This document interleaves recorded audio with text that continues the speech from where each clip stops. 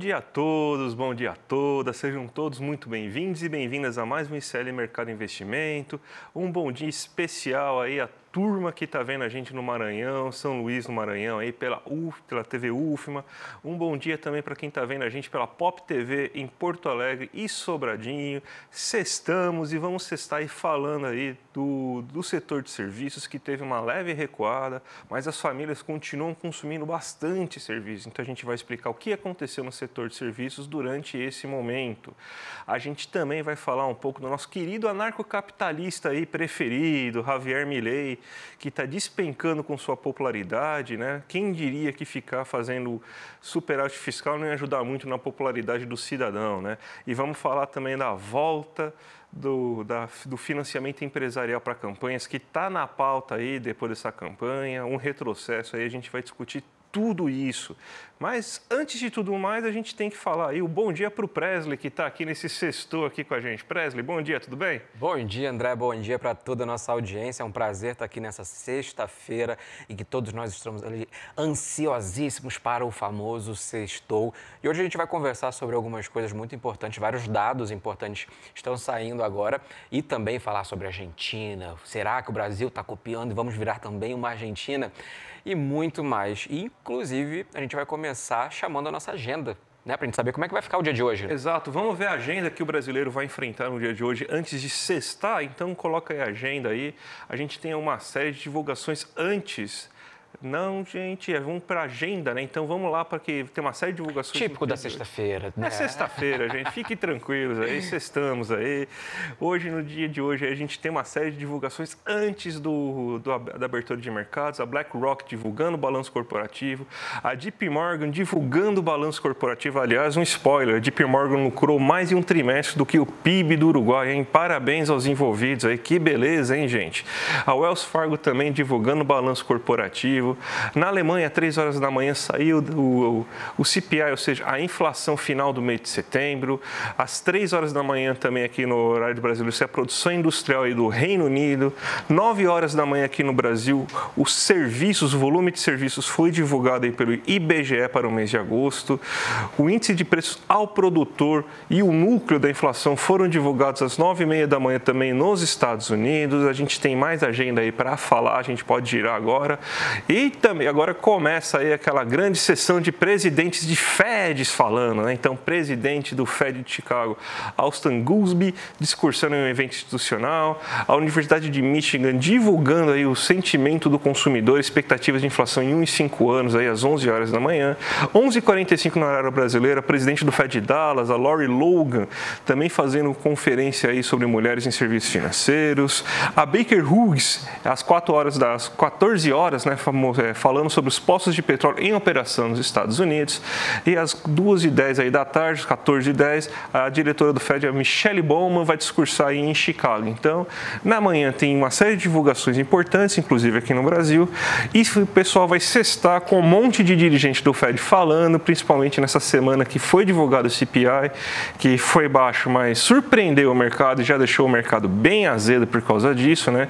E hoje vem a série aí de presidentes falando aí, então mais uma vez no radar, taxa básica de juros nos Estados Unidos aí sendo o foco, né, Presley?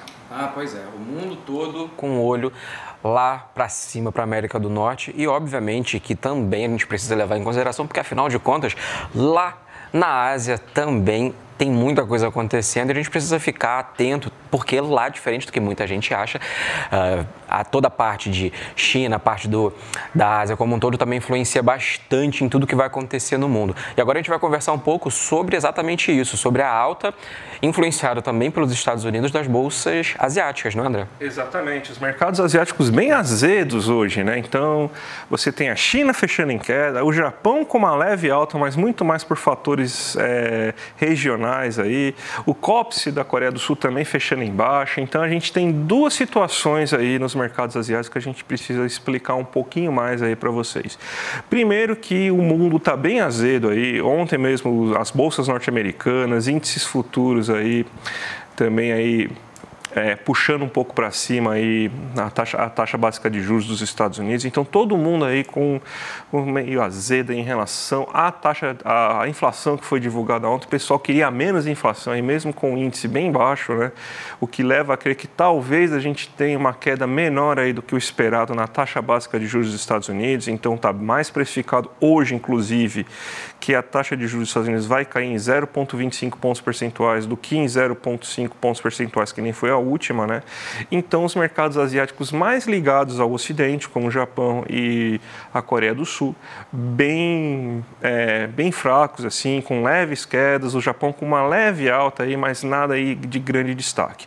Eu vou colocar aqui para vocês o Xangai Composto, que faz parte daqueles índices mais ligados à China, e você vê aí mais uma queda. Você vê que depois daquele pico que a gente teve aí na volta do feriado aí do feriado chinês, a gente começa a ver que já tem uma nova queda desse índice, e tudo isso pela apreensão e pelo desgosto que vamos dizer assim, né, o desgosto aí que os investidores chineses tiveram com relação ao pacote anunciado aí pela China para tentar chegar naquela meta de 5% aí de crescimento nesse ano de 2024.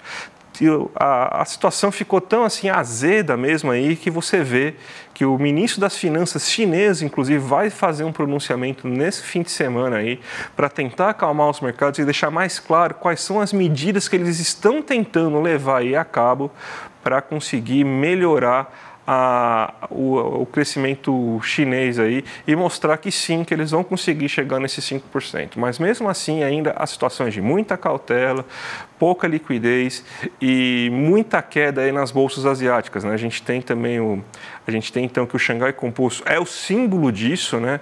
E a gente vê essa queda de 2,58% no Xangai Composto nesse momento, Presley.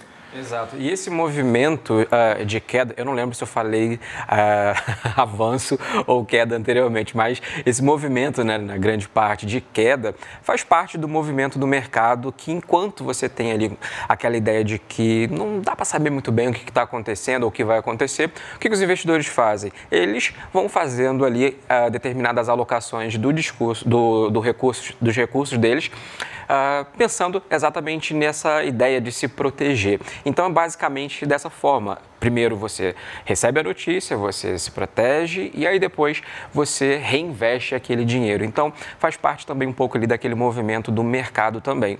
E outra coisa que faz parte também do movimento é a flutuação dos setores aqui dentro da nossa economia também, né, André? Exato. Vamos falar aqui, vamos para o Brasilzão agora, vamos falar do setor de serviços, né? A gente até antecipou ontem que provavelmente a gente teria um mês aí de agosto com uma certa queda, porque é um mês aí que você tem uma sazonalidade bem menor, né? Um mês que as pessoas costumam esperar um pouco aí para realizar os seus gastos, justamente pelo fato aí de você ter o final do ano aí vindo e no final do ano que vem os grandes gastos. A gente tem que você teve uma queda mensal de 0,4%, mas nem tudo aí são más notícias para o setor de serviços. A gente até montou aqui um gráfico para vocês verem, né, uma arte para vocês observarem quais foram as quedas que tivemos, né? Então a gente teve que os serviços profissionais eles ficaram estagnados.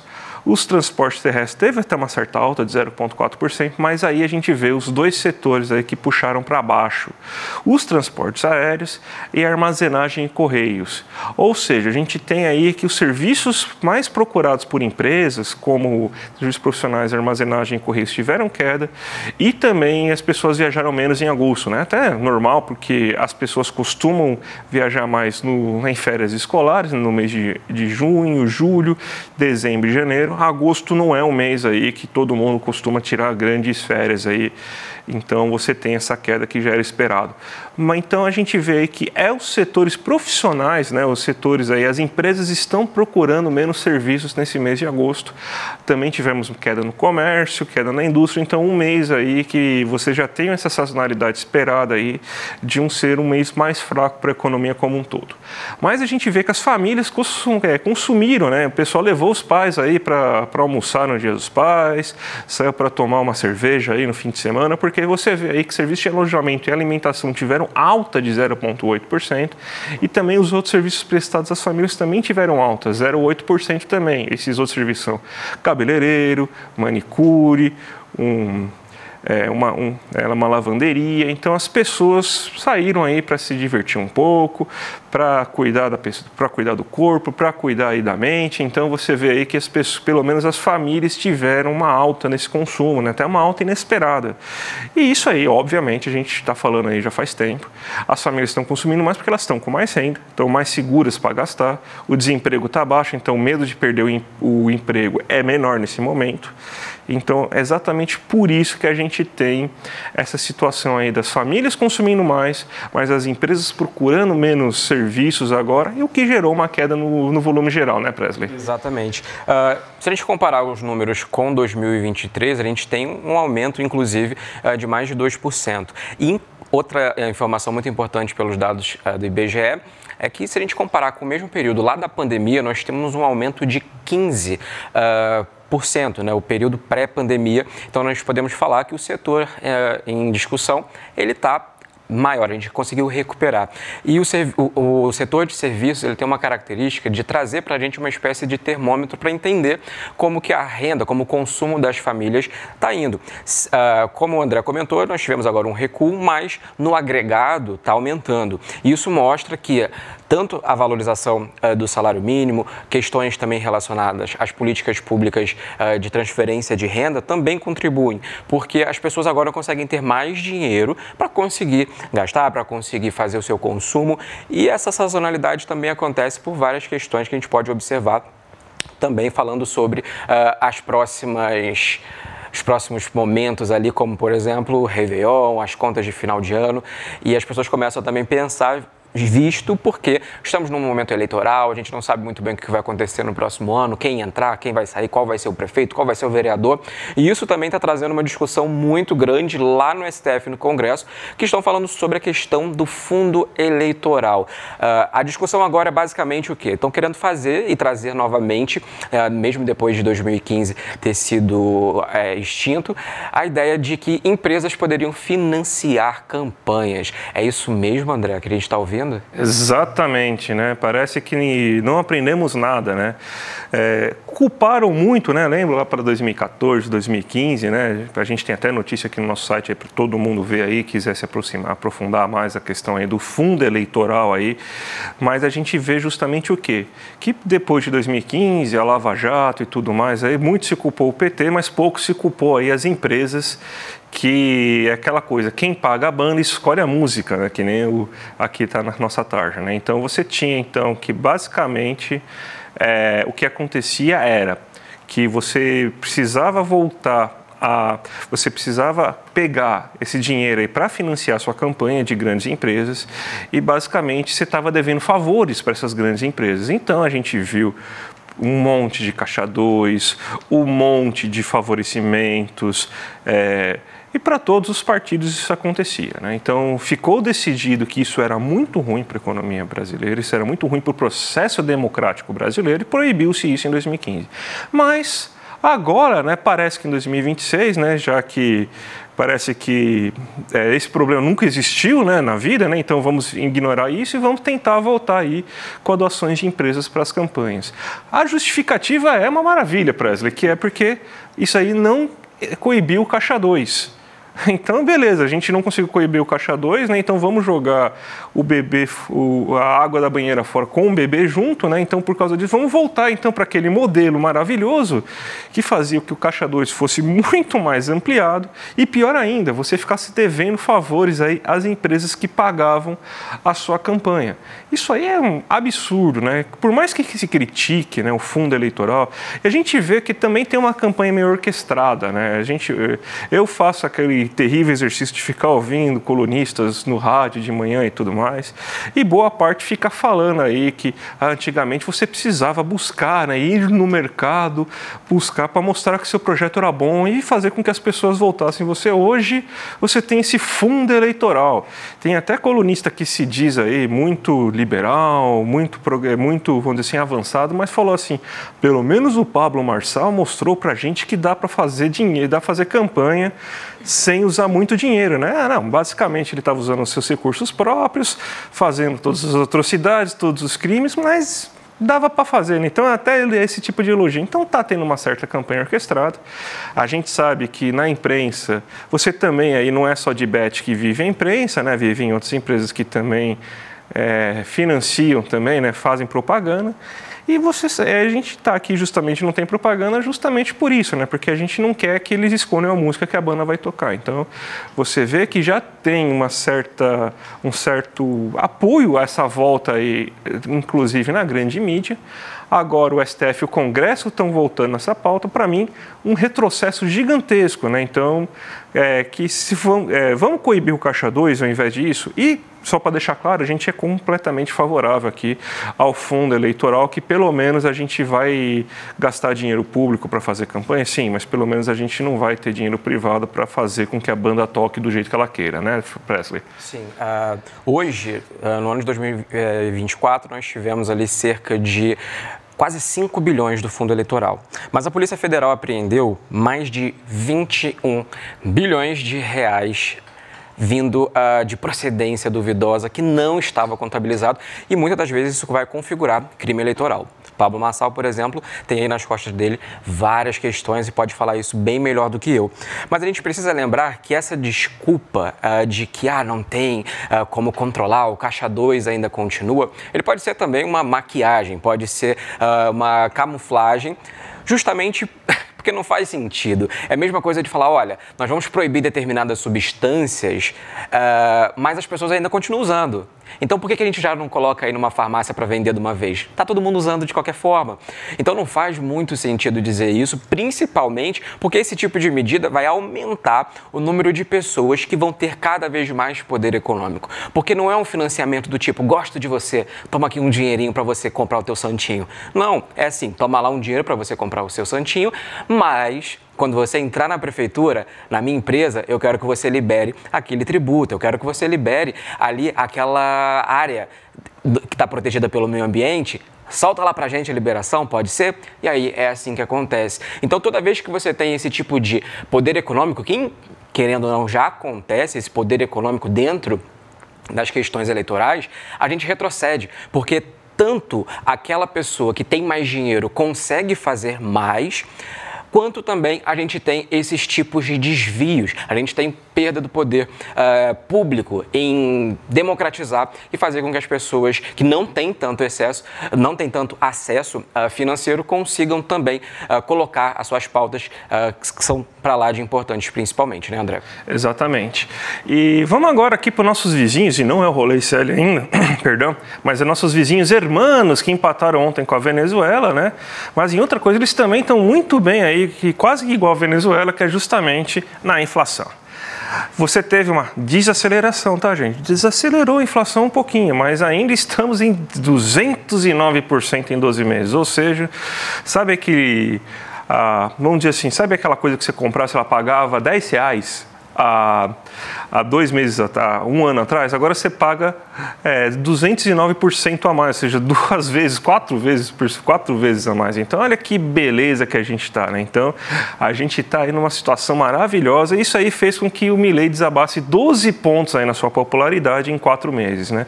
Quem diria que fazer superávit fiscal, mas ele tem superávit fiscal, tá, gente? Então, lá não existe risco fiscal na Argentina, tá bom? Então, o mercado de lá deve estar completamente tranquilo, porque na Argentina não tem esse risco fiscal tão grande, eles conseguem superávit, eles não pagam ninguém, né? Então, basicamente, aquele superávit que eu não vou pagar ninguém, então não vou pagar minhas contas, não vou pagar água, não vou pagar luz, não vou comprar comida para ninguém, vou passar fome, e daí vai sobrar dinheiro, obviamente, né? Mas é assim que eles conseguiram chegar. Mas o que a gente tem aí, que o nosso anarcocapitalista preferido aí, com esse cabelo maravilhoso aí, quase com Paulo Cogos aí, argentino, a gente tem aí que ele conseguiu fazer o receituário liberal, ultraliberal, né, do anarcocapitalismo. E zero surpresa aí sobre o resultado disso, né? A inflação lá nas alturas, a popularidade desabou porque está todo mundo passando fome, tem as famílias vendendo joias dos seus avós aí para conseguir ter alguma certa renda para comprar a comida do mês. Então tá tudo um desastre lá, fome voltando, ninguém comprando nada, inflação subindo, mas o superávit primário tá lá. Então eu acredito aí que deve estar melhor do que o Brasil lá, a Argentina, porque lá pelo menos tem superávit, né? Ah, tá ótimo. A situação tá maravilhosa. O Milei, assim que ele assumiu, ele falou, e até a posição dele durante as eleições, era de tentar ser, usando uma expressão aqui familiar pra gente, de fazer com que acabasse a mamata. E quando ele começou, ele foi lá e cortou obra pública, cortou isso, cortou aquilo outro, e diminuindo tudo, todos esses gastos, incentivos, inclusive, para as empresas. Obviamente que os preços deram uma retraída em alguns momentos ali, porque afinal de contas as pessoas já não estavam comprando. E se você for na feira e ninguém quer comprar tomate, o que vai acontecer com o tomate? O preço dele vai cair. Só que depois de toda essa agenda neoliberal de cortar para lá e cortar para cá, o resultado foi de redução da renda das pessoas. A inflação, como você pode ver, por exemplo, uma caixa de leite que você compraria por R$5 estaria beirando ali na casa dos 20 e tantos. Imagina só como que isso não fica no bolso do trabalhador e da trabalhadora argentina. E hoje, mais de 50% da população, que é o equivalente a mais do que a população da cidade de São Paulo, está em situação de pobreza. Mas o superávit está ali. Então, qual é a situação, né? Beleza, as contas públicas estão ali paradas. Como o André falou, é só você sair cortando, parar de pagar tudo ali no mercado, óbvio que vai sobrar dinheiro. Só que o que você faz com esse superávit? Você vai rechear as empanadas com superávit? Não tem como. Então, a gente observa que o mercado, que nesse momento está super feliz com a Argentina, acaba imperando nesses momentos. Mas qual que é o custo disso, né, André? O custo é a pobreza das pessoas. Então, é que parece que para o mercado, né, a única coisa que importa é ter superávit, né? E o superávit, quando a gente não fala com todas as letras, por que o mercado gosta tanto de superávit, né? É a garantia de que os juros, né, então, os serviços da dívida vai ser pago. Então, é meio que um colchão que o mercado pede para garantir que você vai ter o serviço da dívida paga. Então, para isso que ele quer o superávit. O Milei está justamente dando esse superávit para o nosso amigo mercado. Não importa para o mercado se as pessoas estão passando fome, se as pessoas estão procurando comida no lixo, se você tem aí que ninguém consome nada lá, que você não está pagando salário de servidores, foi cortada a aposentadoria das pessoas, que você está jogando uma geração inteira de pessoas na miséria, que você está acabando com a velhice de uma população inteira. Pouco importa para o mercado isso. Ele, inclusive, está sendo aí elogiado pelo FMI.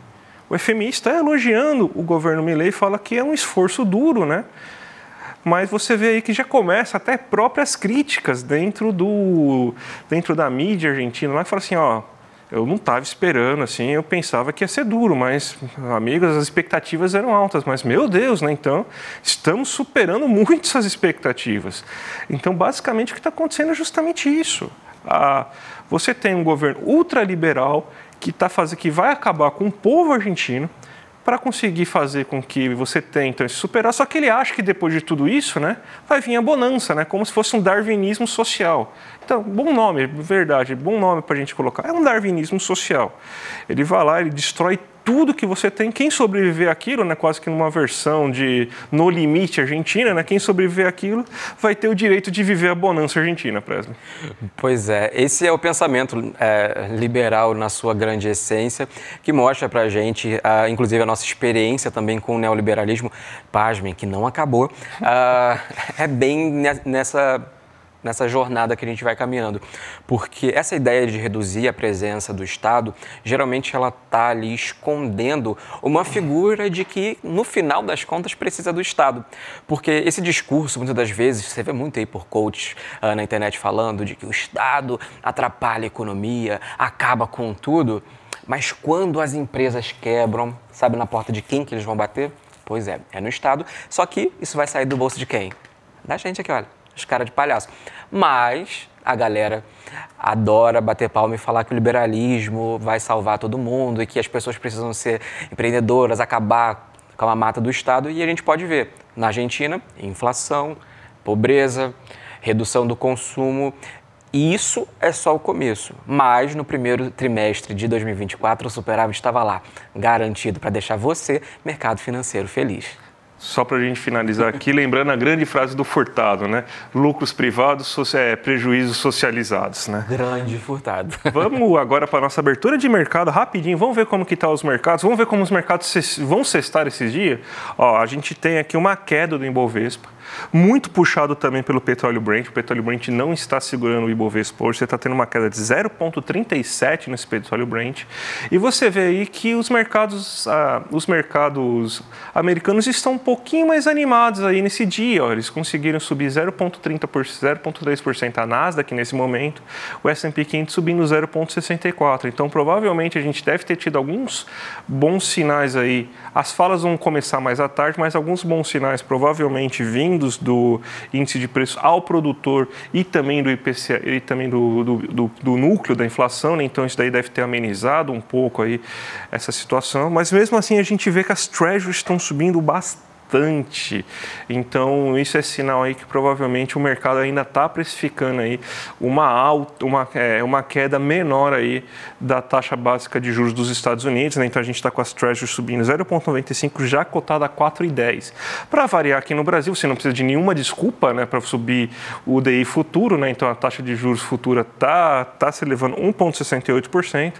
Vamos ver qual que vai ser a culpa. Não sei se o Lula falou alguma coisa, daí o DI futuro sobe. Eu não sei se eles estão de novo invocaram o primo do fantasma do comunismo, que é o risco fiscal, e daí subiu de novo. Alguma coisa aí você teve aí que subiu aí, que fez com que o DI futuro agora está em 12,69%.